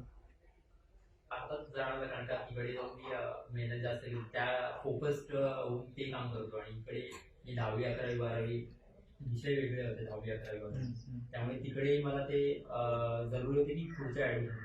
पण तिकडे जाऊन मी बराचसा कालावधी त्याच गोष्टी करण्यासाठी घालवत असल्यामुळे इम्प्रूव्हमेंट खूप झाली. आणि शेवटचा प्रोजेक्ट करायचा तो आमचा एकदम काय म्हणतात एकदम महत्वाचा हे असतं की त्याच्यासाठी आम्ही वर्षभर झटत असतो. आणि तुम्ही म्हणाल तसं ते चेहऱ्याचं म्हणत की फर्स्ट इयरवर आता हे जे काम आहे ते आपल्या लोकांसमोर साधारण आहे, वर्षातलं शेवटचंच काम आहे, ते लोक बघणार आहेत, तर ते उत्तमच झालं पाहिजे. एक मध्येच फक्त विचारतो की पहिलं वर्ष कॉमन होतं, पण दुसरं तिसरं चौथं वर्ष ते सगळी मूर्तिकामाशी संबंधितच वेगवेगळ्या गोष्टी तुम्हाला शिकवल्या जात होत्या की त्यावेळेला अनुषंगाने फोटोग्राफी सुद्धा शिकवतात किंवा चित्र सुद्धा थोडं शिकवतात, असं होतं की नाही सेकंड इयर पासून फक्त आणि फक्त मूर्तिकाम? नाही, मूर्तिकाम असल्यामुळे आता चित्रकलेची मुलं असतील तर चित्रच काढतात किंवा मूर्तिकलेची असतील तर मूर्तीच काढतात. पण मूळ एकूणच जे शिकवण्याची मध्ये जी शिकवण्याची पद्धती आहे ती थोडीशी कला जास्त शिकवते. तुम्हाला स्किल नॉलेज पेक्षा तुमचे कला म्हणून काय आहे, त्याचे ॲस्थेटिक आहे, त्याचे शास्त्र काय आहे, एखाद्या गोष्टीला कलाकृती का म्हणा आणि का म्हणून हे जास्त शिकवतं. हा एवढा जास्त स्किल साईड बाय साईड ज्या असाइनमेंट देतात किंवा जे काही प्रोजेक्ट देतात किंवा ड्रॉइंग करायला देतात त्याच्यातून डेव्हलप मुलं करत असतात आणि शिक्षक त्याला हातभार होतात.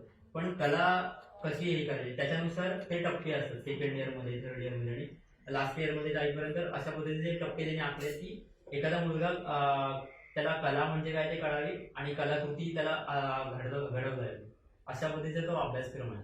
अच्छा, आता शेवटच्या वर्षी जे तुमचं चित्र शिल्प आपण जे उभं करतो त्यासाठी प्रत्येकाला वेगळा सब्जेक्ट दिलेला असतो, वेगळा विषय दिलेला असतो की सगळ्यांना विषय कॉमन असतो आणि प्रत्येकाने आपापल्या पद्धतीने ते काम करायचं असतं? काही वेळेला आम्ही शिकताना विषय काय वेळेला सुरुवातीच्या काळात लास्ट इयरच्या सुरुवातीचा काळ होतो, पहिली इयर टर्म होती, त्याच्यामध्ये काही वेळेला 1-2 असाइनमेंट असं होतं की जिथे विषय कॉमन होते. त्याच्यानंतर आम्हाला थोडं फ्रीडम दिला जातं की तुम्हाला काय विषय मांडायचा तर तो करा. कारण का काही वेळेला असं होतं की एखादा विषय दिल्यावर पटकन सुचत नाही, पण ऑलरेडी काहीतरी सुचलेलं असतं आणि ते करायचं राहून जातं. मग अशा प्रकारचं फ्रीडम सरांनी दिलं होतं की तुम्हाला काय सुचतंय का त्या विषयाशी निगडीत करा. अच्छा, आता तू जो विषय निवडला होतास हा. तिथपासून तू पूर्ण केलेलं चित्र यामधले काही टप्पे आम्हाला सांगू शकशील? शेवटच हा, शेवटचं स्कल्पचर. कारण कसं आहे, 3 वर्षात तू अनेक स्कल्पचर छोटी मोठी घडवली अशी, त्या सगळ्यांवरती आपण चर्चा करण्यापेक्षा ज्यासाठी तुला गोल्ड मेडल मिळालं, म्हणजे जो सर्वोच्च सन्मान समजूया आपण तुमच्या ह्या अभ्यासाला, तो तुला मिळाला आणि तो रत्नागिरीमध्ये तू आणलास, यासाठी आम्हाला खूपच मोठं कौतुक आहे त्याचं. तर ते पहिल्यांदा तू चित्र म्हणजे ते शिल्प घडवताना तुला ते मातीकामाने करावं लागलं, मग त्याच्यावरती काही कुठे वेगळ्या मटेरियलमध्ये तू काम केलंस, हे टप्पे कसे होते? नाही, त्याचं माध्यम मातीच होतं आणि त्याच्यानंतर ते फायबर ज्याला म्हणतो त्याच्यामध्ये मी कन्वर्ट केलं होतं. आणि त्याचं बॅकग्राऊंड असं होतं की मी जो शेवटचा मला वर्षात वेळ ते जास्त एन्व्हायरमेंट वगैरे ह्या विषयात वाचत होतो आणि बघत होतो की सध्या काय चालू आहे, पाण्याचे प्रॉब्लेम आहेत किंवा अशा प्रकारचे सगळेच प्रॉब्लेम, आणि त्याचा सगळ्यात जास्त त्रास हा शेतकऱ्याला होतो. म्हणजे त्याचं पोटच त्याच्यावर अवलंबून आहे, त्याची काय म्हणतात त्याचं जीवनशैलीच त्याच्यावर अवलंबून आहे. आणि ते मला त्याच्या अगोदरही असे प्रकारचं शेतकऱ्यांचं हे वगैरे चालू होतं, पण तेच करायचं वाटलं ह्याचा एक कारण होतं की मला ह्युमन फिगरकडे किंवा रिअलिस्टिककडे जास्त अट्रॅक्शन होतं. आणि शेवटचं काम मला रिअलिस्टिक करायचं होतं आणि त्याच्यातून हा मेसेज द्यायचा कसा की किंवा त्याच्याबद्दलची एक काय म्हणतात तो पुन्हा प्रश्न जागा कसा करायचा, त्याच्यासाठी मी तो हे उभा केला. आणि तशा प्रकारच्या मॉडेल आणि या सर्व गोष्टी जुळून आल्या आणि मग मी तो तशा पद्धतीने त्याच्यासाठी तू मॉडेल बसवलं होतंस? हो, मॉडेल बसवलं. एक सगळ्यात कुतूहलाचा विषय सगळ्यांसाठी असतो, जे जे मध्ये जात नाहीत पण बाहेरून त्याच्याबद्दल ऐकत असतात, की जे मध्ये काम करताना अनेक मॉडेल्स तिथे येतात, त्यांचं पेंटिंग करायला मिळतं, त्यांचं स्कल्पचर करायला मिळतं. पेंटिंगच्या वेळेला ते न्यूड पेंटिंग पण असतं किंवा स्कल्पचरच्या वेळेला सुद्धा त्या पद्धतीचं स्कल्पचर केलं जातं. तर हा जो कलेतून येणारा एक बोल्डनेस आहे तो त्यांच्या कलेमध्ये उतरतो. तर त्या सगळ्याच्या अनुषंगानं हे जे तू मॉडेल निवडलं होतंस, ते मॉडेल कोण होतं, त्याच्याशी तुझी काय चर्चा झाली होती, त्याची काही स्पेसिफिक काही तू उदाहरण म्हणून त्यांना सांगितलं होतंस का नजरेसमोर? ते जे बाबूबाई असं नाव आहे, तर ते मुळात कॉलेजमध्येच असतात आणि त्यांनी बरेच वर्ष कॉलेजमध्ये काम केलं आणि ते परिचयाचे होते. त्यानंतर त्यांचं इथे कॉलेजमध्ये बऱ्याच वेळा संपर्क आलाय मॉडेल म्हणून किंवा असं करून. तर माझा विषय आधीच ठरला होता की शेतकरीच करायचं आहे. मग मी त्यांना भेटलो की तुम्हाला वेळ आहे का या 8 दिवसात. ते त्यांनाही वेळ वगैरे होता आणि ते म्हातारेचे असल्यामुळे त्यांचे अॅनाटॉमी किंवा त्यांचे फीचर्स खूप चांगले होते. एक शेतकरी त्यांना बसवलं तर तो शेतकरी वाटू शकतो किंवा आणि त्यांचं एकूणच शरीराची घडण होती ती बारीक वगैरे असे होते. तर त्या माझ्या विषयाला शोभणार होते. मग मी त्यांना अप्रोच केला आणि मग ते त्यासाठी त्यांनी पण होकार दिला आणि मग काम सुरू केलं. त्या शिल्पाचा फोटो आपल्याकडे आहे? हो, शिल्पाचा होता. आपल्याला जर जमलं तर आपण नक्की तो फोटो तुम्हाला सर्वांना दाखवण्याचा प्रयत्न करूयात. असं जे काम तू आज उभं केलंस त्याबद्दल तुझं अत्यंत मनापासून मी अभिनंदन करतो की एक मॉडेल ते घेत असताना सुद्धा तू शेतकरी निवडलास, जो कोकणाचा कणा आहे, आणि त्याच्यातून त्याची असलेली सगळी शेतीबद्दलची आस तू दाखवण्याचा प्रयत्न केलास. त्याला तू असं काही नाव वगैरे ठेवलं होतंस, त्या मॉडेलचं असं काही नाव आहे किंवा काही? त्या शिल्पाला चातकाचं नाव ठेवलं होतं. चातक? अरे वा. पाण्याची वाट पाहताना चातक आस लावून बघत असतो. क्या बात. तर तशा प्रकारचे भाव मला त्या शिल्पात आणायचं होते की तो माणूसही कुठल्याही म्हाताराचा शेतावरनं काम करून आला आणि पाऊस पडत नाही त्याची आस लगेच तो बघतोय, आकाशाकडे बघतो. अरे वा. तशा प्रकारची काही अरेंजमेंट होती. अच्छा. आणि ह्या सगळ्याचं जे नंबर लावणं आपण ज्याला म्हणतो, परीक्षक जे असतात ते कोण कॉलेजमधले प्रोफेसर्स असतात की अन्य कोणी बाजूने एक्सटर्नल प्रोफेसर्स आपण ज्याला म्हणतो? हा, खूप मान्यवर माणसं येतात. ह्या वर्षी मनोज पारीख सर अरे क्या ते आले होते आणि असे अजून काही दोन मला आता लक्षात नाही त्यांची नाव, पण ते सर्व आले होते आणि त्यांनी परीक्षण केलं आणि मग त्यांच्या परीक्षणाचा ते निकाल दिला. बाहेरून माणसं. हा जेव्हा रिझल्ट तुमच्यापर्यंत पोहोचला आई वडिलांपर्यंत, त्यावेळेला तुम्हाला तुमची पहिली रिॲक्शन काय होती? हे जसं खरं तर तुम्हाला असं समोर फोन घेऊन आता तुम्हाला काय वाटतंय असं विचारण्यासारखं आहे खरं तर, पण तरी म्हणजे एक स्वप्न पूर्ण होताना तुम्हाला होताना दिसलं. काय झालं, आशुने मला पहिलं सांगितलं, मला बातमी मिळाली दुसरीकडनंच मिळाली. अच्छा. आणि मी म्हटलं अरे हा मला बोलला नाही कसा. मग नंतर आला त्याचा लगेच, मला थोड्या वेळात त्याचा पण रिप्लाय आला. तर म्हटलं काय म्हणतोस काय, आणि गोल्ड मेडल, होय होय.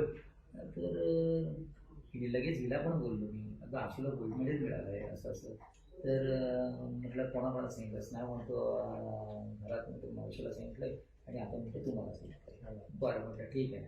मग ते काय असतं, मी गोल्ड मेडल वगैरे कसं असतं वगैरे मला माहिती आहे, पण ते म्हणत नाही छानपैकी असं शील्ड मॉडेल असतं आणि गोल्ड मेडल असतं आणि चांगलं सर्टिफिकेट असतं आणि तो एक मोठा कार्यक्रम असतो. आणि ह्याला सगळ्यात महत्वाचं म्हणजे मग तो शाळेने वगैरे दिलेलं नाही, ते राज्य सरकारने दिलेलं आहे. क्या बात. म्हणजे शेवटच्या वर्षाला राज्य सरकारचे जे 3 पुरस्कार असतात, पुरस्कार म्हणूया आपण त्याला, की 1 नंबर 2 नंबर 3 नंबर असे आहेत. ते पहिल्याला म्हणतो सुवर्ण पदक, नंतर रौप्य पदक आणि ब्रांज असे म्हणतो 3 मिळतात. त्याच्यात म्हणतो मला गोल्ड हे सुवर्ण पदक मिळालं. म्हटलं वा छान, अभिनंदन केलं. आणि म्हटलं मला म्हणाला कार्यक्रम असतो तो मी तुम्हाला सांगेन. म्हटलं ठीक आहे. पण त्यांचा जरा कार्यक्रमाचा इकडे तिकडे झालं होतं, तरी पण आम्ही तो अटेंड करण्याचा प्रयत्न केला होता. पण काय झालं, आम्हाला ती तिकीट आदल्या दिवशी जी मिळाली नाही, आम्ही उतरू शकलो नाही. आणि नेमका तारीख पण मला नक्की माहिती नव्हती.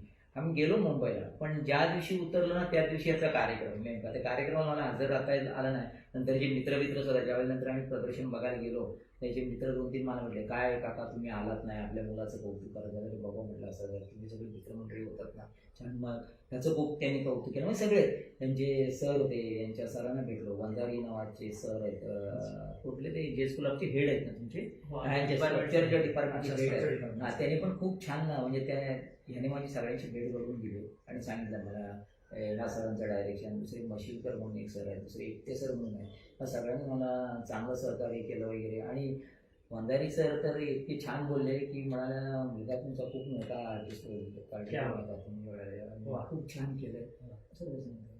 मग ऐकून म्हणतात मी भरून येते खूप. वा. म्हणजे आज हा चालू असलेला गणपतीपासूनचा प्रवास आज एका सुवर्ण पदकाच्या पहिल्या टप्प्यापर्यंत येऊन पोचला. ही अर्थातच त्यांच्यावरती असलेली गणेशाची छत्रछाया आहे असं आपण म्हणूया. आज सुदैवाने आम्ही आमच्या मागे सगळे गणपती आहेत आणि त्याच्यासमोर बसून आम्ही आज हा चर्चेचा कार्यक्रम करतोय. तर इथे मला 2 उदाहरणं आता खूप महत्त्वाची वाटतात, आपण घेतली पाहिजेत. त्यातलं एक उदाहरण आहे विठोबा पांचाळ यांचं, जे लांजाचे होते, खूप मोठे शिल्पकार होते. अगदी जवळ आपल्याला माहितीसाठी जर कुठलं शिल्प त्यांचं बघायचं असेल तर कोकण मराठी साहित्य परिषदेने मालगुणला जो तुतारीचं शिल्प जे तयार केलं ते विठोबा पांचाळनी केलं. आणि अर्थात आता सगळ्यांना माहीत असलेला स्टॅच्यू ऑफ युनिटी, जे राम सुतार, वर्ष त्यांचं 90पेक्षा जास्त आहे. ही 2 मोठी नावं आता सध्या आपल्याला माहिती आहेत. पैकी पांचाळ हे आपले गाववाले आहेत, लांजातले आहेत, म्हणजे होते म्हणूया, दुर्दैवाने आता आपल्याबरोबर नाही आहे. त्यांच्या पावलावर पाऊल ठेवून आशुतोषचा हा प्रवास व्हावा अशी आपण सर्वांनी मिळून त्याला शुभेच्छा देऊया. आणि एक अत्यंत चांगला शिल्पकार रत्नागिरीमधून तयार व्हावा, त्याने जगभर काम करावं, पण तुझा स्टुडिओ तू रत्नागिरीतच ठेवावास, त्यासाठी लागणाऱ्या मंडळींना तू इथे तयार करावंस आणि एक चांगली परंपरा रत्नागिरीमध्ये उभी राहावी अशी मी एक विनंती वजा सूचना तुला करतो आणि तुला खूप साऱ्या शुभेच्छा देतो. कोतोडेकर परिवाराचं अत्यंत मनापासून आभार मानतो. आणि थांबता थांबता आपण एक काम जे आता त्याने इथं चालू ठेवलं आहे, स्कल्पचरचंच आहे, ज्याच्यामध्ये त्याने एक मॉडेल घेतलंय आणि त्या मॉडेलला बसवून त्याने इथे एक काम सुरू केलंय. त्या कामाचा आपण एक थोडासा आढावा घेऊया आणि आपण थांबूया.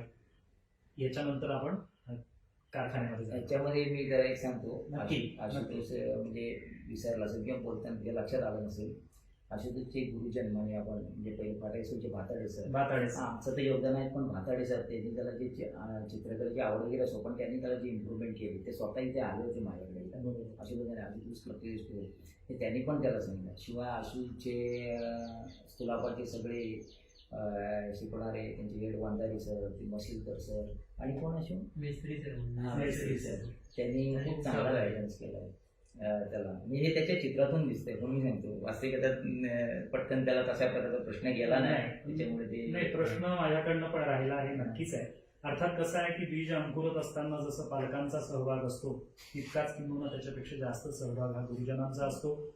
ज्या ज्या गुरुजनांचं अगदी शाळेपासूनच्या भातडे सर तर हे आमच्या परिवाराचे सदस्य म्हणावे इतके आम्ही त्यांच्या संपर्कात असतो. पांगेरकर सर तत्वज्ञान स्कूलचे ते त्या पद्धतीने काम करतात. ही सगळीच मंडळी के.डी. कांबळे सर आहेत शिर्क्या स्कूलचे. या पद्धतीने ज्या वेळेला आपण कला जत्रा भरवतो जानेवारीमध्ये किंवा ही जी गणपती स्पर्धा करतो त्यावेळेला ह्या सगळ्या शिक्षकांचं गुरुजनांचं आम्हाला खूप चांगलं सहकार्य असतं, ज्याच्यातून अशा पद्धतीच्या उपक्रमांना हातभार लागतो. तर त्या सर्व गुरुजनांना आम्ही अत्यंत मनापासून वंदन करतो आणि त्यांना या सगळ्या आशुतोषच्या प्रवासाबद्दल धन्यवाद देतो. त्यांच्या हातून असे अनेक कलाकार होत राहावेत आणि रत्नागिरीला कलाकारांची पंढरी म्हणून ओळखलं जावं. ह्या नोटवरती आपण आत्ताचा हा चर्चेचा कार्यक्रम इथे थांबवतोय आणि ह्यानंतर आपण आशुतोषने केलेलं काम प्रत्यक्षात जाऊन घेऊया. धन्यवाद. आपण आता आलोय सुशील कोथोडेकर यांच्या मूर्ती शाळेमध्ये. जिथं बघू तिथं गणेश मूर्ती आहेत. वेगवेगळ्या टप्प्यांमध्ये कामं चालू आहेत. काही गणेश मूर्ती पूर्ण झाल्या आहेत, काही गणेश मूर्ती पूर्ण होताना दिसत आहेत. इथे सगळ्यात जो फरक आपल्याला जाणवेल तो आहे या मूर्तीच्या रंगामधला.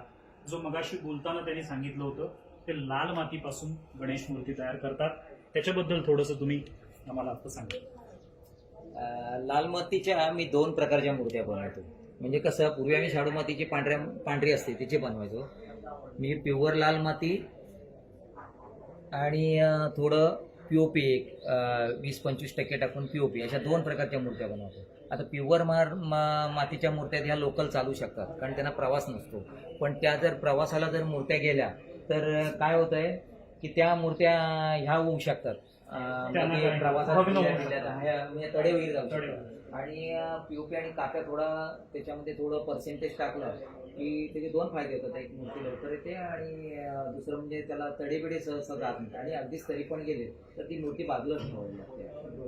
पण एकंदरच पूर्णतः पीओपीची मूर्ती करण्यापासून ते 10 ते 15% पीओपीचा वापर करणं ही एक मोठी तुम्ही परंपरा तयार करताय, जी खरं तर पर्यावरणाला पूरक काम तुमचं चालू आहे. तर हे तुम्हाला सुचलेलं तुमचं स्वतःचा ब्रँड आहे. अशा पद्धतीचं काम अन्यत्र मी त्याचे प्रयोग भरपूर केले. शाडू मातीमध्ये मिक्स करून दुसरं आणखी अन्य काहीतरी हे करून असं केलं, पण नाही. पण ही माती जरा सळसळीत पाहिजे आपल्याला. सांगून टाकतो कोण दुसरं कोण बनवणार असेल तर म्हणजे ही ज्यांनी जाहीरपणे केलेलं आव्हान समजूया की ज्यांना शक्य आहे त्यांनी लाल मातीमध्ये जरूर काम. नुसत्या लाल मातीमध्ये पण काम करता येतं. त्याला एकदम चिकट माती पाहिजे. म्हणजे चिखल जो म्हणतात चिकटपणा तशीच माती पाहिजे. आणि ह्यासाठी थोडं मिक्स करणे, सळसळीत माती असेल तर जास्त चांगलं. फायदे 2 आहेत. एक, माती पटकन डिझॉल्व्ह होते पाण्यामध्ये, म्हणजे POP जरी मिक्स असेल. माझा POPला विरोध असा नाही, पण POPची मूर्ती का नको मी म्हणतो की ती पटकन विरघळत नाही. आणि आपण गणेश भक्त एवढ्या आपुलकी आणि श्रद्धेने सगळ्या मूर्त्या पुसतो आणि मग त्या कशा तरी त्या ओंगळ दिसतात, बरोबर दिसत नाही, दृश्य दिसायला. म्हणून माझा विरोध असा म्हणता येणार नाही त्याला. पण नको शक्यतो POPच्या डिझॉल्व्ह होणाऱ्या पाण्यात मग कुठल्याही मध्ये, मग कागदाच्या करा किंवा कागदाच्या रंगापासून करा किंवा मातीच्या करा किंवा अन्य दुसऱ्या करा. बरेच आता लोक अनेक प्रयोग करायला लागलेत आहेत माझ्यासारखे. तर ही विरघळते पटकन मूर्ती. अगदीच जरा जास्ती आम्ही याच्यामध्ये कात्याचा मारा जास्ती करतो. कात्या भरपूर लागल्यामुळे माती चिकटून जाते आणि कात्यावरची माती सोडली की पटकन डिझॉल्व्ह होती माती. आणि जिथे पाणी भरपूर आहे तिथे जल्दी, इव्हन अगदी घरच्या टप्पात सुद्धा जर ही मूर्ती, छोटी मूर्ती आपण ही केली तर 2-4 दिवसात विरघळते. आणि पाण्याचा जर फ्लो असेल, हलतं पाणी असेल तर तसं काही 2 दिवसात 1 दिवसात विरघळते. समुद्रात तर अगदी 1 दिवसातच विरघळते. आपण आता बाकीचे गणपती पण बघूया. मला इथं आता पुढं जात असताना एक गाण्याचा संदर्भ आठवतोय. ज्ञानेश्वर मरगज नावाच्या एका कलावंतानं एक गाणं लिहिलंय ज्याला कौशल इनामदारनं संगीत दिलंय. त्याचं म्हणणं असं आहे की गणेश मूर्तिकार ही खरी तर गणपतीची आई आहे, कारण ती गणपतीला जन्म देत असते, गणपतीच्या अनेक रूपांना जन्म देत असते. तर तो संपूर्ण प्रवास जवळपास 10 मिनिटाच्या गाण्यामध्ये मांडलाय. ज्यांना शक्य आहे त्यांनी ते गाणं जरूर ऐका.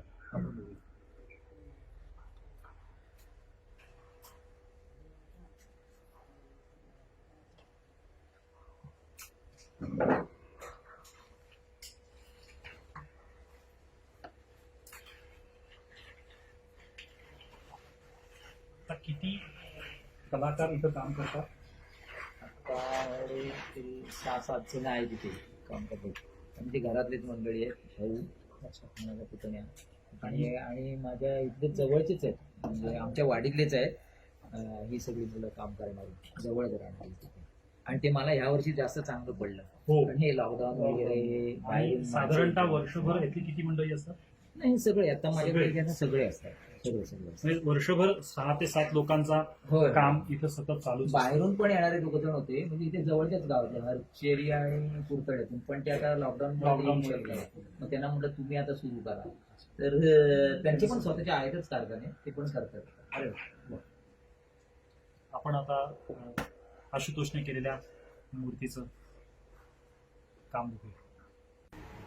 आपण आता बघतोय ते काम आशुतोषने ह्या लॉकडाऊनच्या काळामध्ये एक अभ्यास म्हणून सुरू केलेलं शिल्प आहे. मॉडेल म्हणून शेजारी आहे मंथन, आणि त्या मंथनचं हे मॉडेल त्याने तयार करायला घेतलंय. आपल्याला जो दिसत असलेला फरक आहे तो कदाचित फक्त केसांचा असू शकतो. सध्या सलून बंद होती त्यामुळे त्याला केस कापायला मिळालेले नाहीये, पण बाकी आपण जर बघितलं तर अत्यंत हुबेहूब रचना आपल्याला बघायला मिळते. मगाशी बोलताना त्याने जे सांगितलं की जे ह्युमन बॉडीचं अॅनाटॉमी तू म्हणालास की जी त्यांना अभ्यास करावी लागते ती त्याच्या ह्या सगळ्या फीचर्समध्ये व्यवस्थित उतरली आहे. तर हे तुझं काम कधी सुरू केलंस, किती दिवस चाललं आहे, आणि ह्याचं फिनिश प्रॉडक्ट तयार व्हायला साधारण किती दिवस? हे मी लॉकडाऊनसाठी अभ्यास म्हणून चालू केलं होतं. त्यामुळे त्याच्यामध्ये जो ज्या प्रकारे घडवलं ते अभ्यासासाठी सर्व, ते माझा परफॉर्मन्स नाही. बरोबर. त्यामुळे मी प्रत्येक बारकावे जास्त डिटेल्स असेल की म्हणजे त्याच्या डोळ्याची रचना, त्याची साईज, आकार काय याच्याकडे जास्त लक्ष आहे. बरोबर बरोबर. म्हणजे हा पूर्णतः अभ्यास म्हणून तयार केलेला उपक्रम, पण तरी सुद्धा हा याच्यानंतर अजूनही फिनिश होणारच आहे की हे आहे इथंच आपण पूर्ण तेच दिसतंय? थांबवतं कारण मला हा अभ्यास करायला होता. अच्छा. मी अजूनही काम करू शकतो किंवा कमी काम करू करू शकतो. शकतो, पण हे जे आहे- माझा अभ्यास म्हणून पूर्ण झाला मग मी तिथे थांबवून ठेवलं. अच्छा अच्छा. म्हणजे ह्याच्यानंतर आता ह्याच्यावरती पुन्हा काही नाही, काम मी आता आपण काही करणार काम करणार नाही कारण की माझा तेवढा जो पार्ट होता मला काय स्टडी करायचा तो पूर्ण झाला. तर हे आपण बघितलेलं आत्ताचं चित्र. आणि जसं मगाशी तुला विचारलं होतं मी की ज्या चित्रासाठी, ज्या शिल्पासाठी तुला बक्षीस मिळालं त्याचे काही फोटो असतील तर आम्हाला दाखव, जे आपण सर्व रसिकांपर्यंत पोहोचवूया. अशा पद्धतीच्या कलाकारांचं जे रुजणं आहे त्याचा शोध घेणं म्हणजेच बीज अंकुरे. आज पहिल्या पर्वाची ही जी शेवटची मुलाखत होती तिथं आपण थांबतोय, पण तुमच्या माहितीमध्ये अशी अनेक कलाकार मुलं असतील किंवा वेगळं काम करणारी मुलं असतील आणि त्यांना सहाय्य करणारी त्यांचे पालक किंवा गुरुजन असतील, आम्हाला जरूर कळवा. आम्हाला त्यांच्यापर्यंत पोहोचायला आवडेल, जेणेकरून अनेक बीज अंकुरली जातील. मनापासून